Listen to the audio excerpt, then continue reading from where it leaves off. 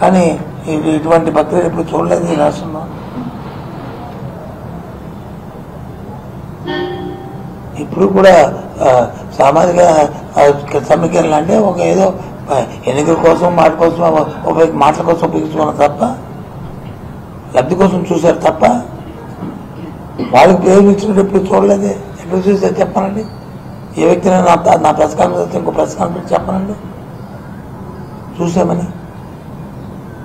మేము చూసాం కాబట్టి ఆ వర్గాలు వచ్చి ఆటోమేటిక్గా ఎందమ్మంటే అందమ్మా చేసాం కాబట్టి అంత ధైర్యంగా అందుకే అంతే ధైర్యంగా ప్రజలు వచ్చి ముందు వచ్చారు, ఊరితో వచ్చారు.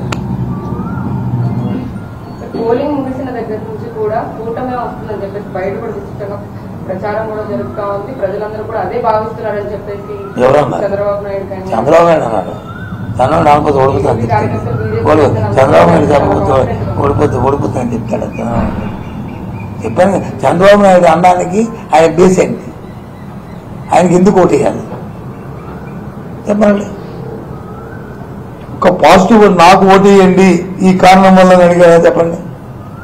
జరిగిన 25 రోజుల ఆయన తాలూకా ఎన్నికల సభల్లో ప్రచారంలో నన్ను చూసి ఓటు వేయండి అని అడిగారా?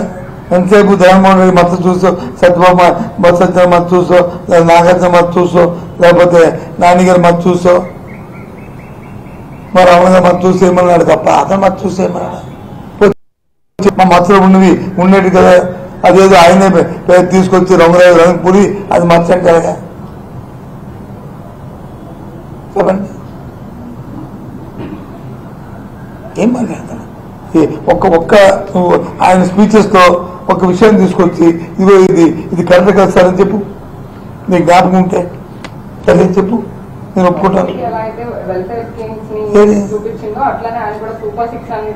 సూపర్ సిక్స్ అంటూ ఎప్పుడు రేపు రేపు రేపు రేపు పాత హిస్టరీ.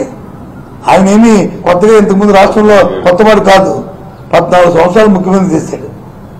మొన్నే ముఖ్యమంత్రి చేసి మా రుణమాఫీ చేస్తానని మహిళలు మోసం చేశాడు, రుణమాఫీ చేస్తానని రైతులు మోసం చేశాడు. బాబు వస్తే జాబ్ ఇస్తాడు, లేకపోతే 2,000 రూపాయలు గుర్తిస్తారని యువకులు మోసం. ఎవరు నమ్ముతాడు? క్రెడిబిలిటీ. జగన్మోహన్ రెడ్డి గారి గురించి ఏంటి? క్రెడిబిలిటీ. మాట చెప్పిందే చేస్తాడు, చేసింది చెప్తాడు. అది కదా నమ్మకం కావాలి. మనం మీ ఇంట్లో కానీ మీ సంస్థలో కానీ నమ్మకస్తులు ఎందుకు పెట్టుకుంటాం మనం?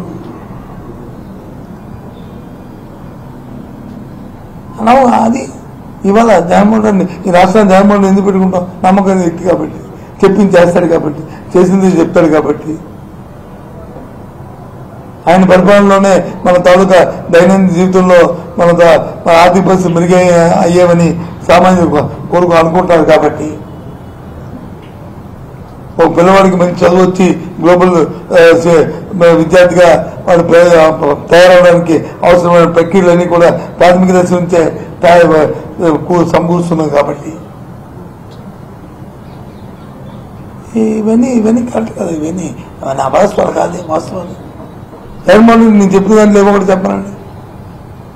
చంద్రబాబు నేను చెప్పాను జగన్మోహన్ రెడ్డి గారి గురించి, మా ప్రభుత్వం గురించి చెప్పండి.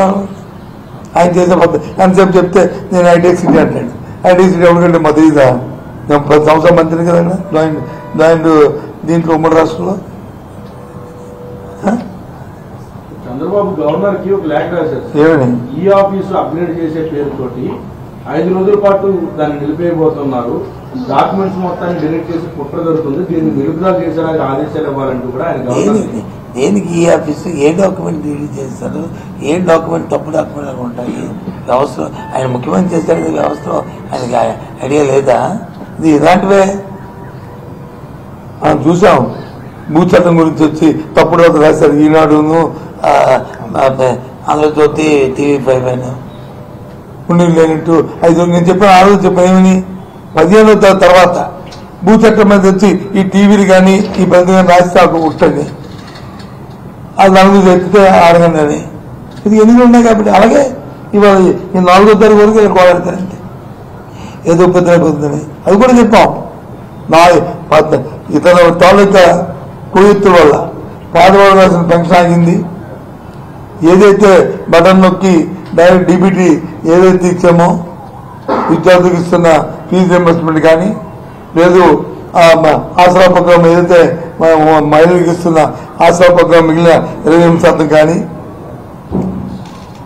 లేదు రైతులకు ఇవ్వాల్సిన ఇన్పుట్ సబ్సిడీ కానీ, లేదు చేయొద్దు కానీ, లేకపోతే బీసీ నేస్తం కానీ, ఇవన్నీ కూడా 14 ఎన్నికలు అయిపోతే 16 నుంచి అవన్నీ అవుతాయని ఆ రోజు చెప్పాం.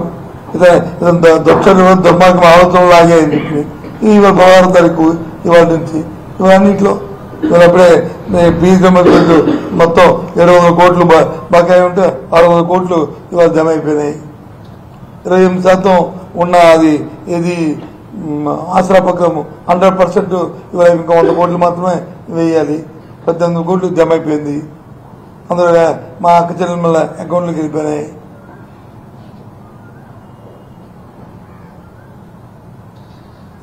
అలాగే ఇది రైతులకు ఇవ్వాల్సిన ఇన్పుట్ సబ్సిడీ కూడా కొంత రిలీజ్ అయిపోయింది. ఇంకొక 4-5 రోజుల్లో మొత్తం అన్నీ కూడా ఫినిష్ అయిపోతాయి, అన్నీ కంప్లీట్ అయిపోతాయి, అందరికి అందుతాయి. ఇది గవర్నమెంట్ తాలూకు కేడుపుడు.